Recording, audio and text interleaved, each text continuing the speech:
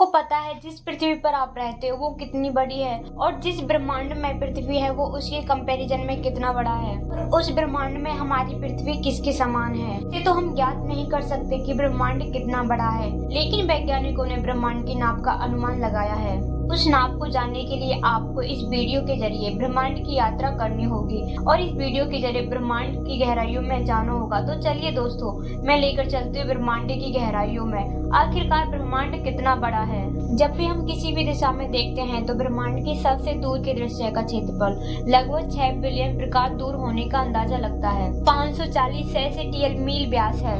यह वास्तव में हमारा सबसे अच्छा अनुमान है। यह कोई भी नहीं जानता कि ब्रह्मांड वास्तव में कितना बड़ा है।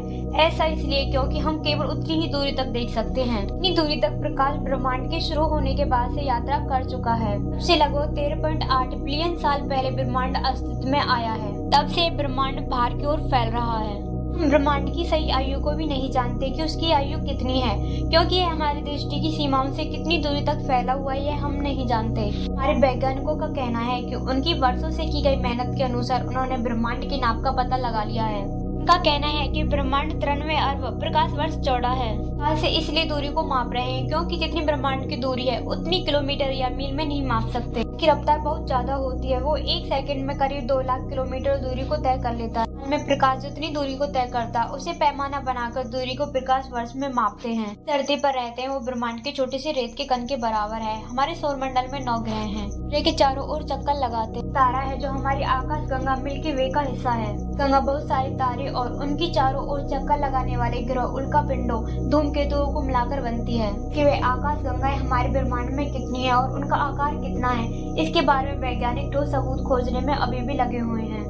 वैज्ञानिकों का कहना है कि हमारे ब्रह्मांड में आकाश गंगाओं का आकार लगभग 1 लाख से 1.5 लाख प्रकाश वर्ष चौड़ा है। इतनी ही आकार की कितनी आकाश गंगाएं हैं। ब्रह्मांड में ये आकाश गंगाएं हैं वो कितनी ज्यादा गुना बड़ा है। वैज्ञानिकों के अनुमान के अनुसार हमारा ब्रह्मांड 93 अरब प्रकाश वर्ष बड़ा है, और भी ज्यादा फैल रहा है।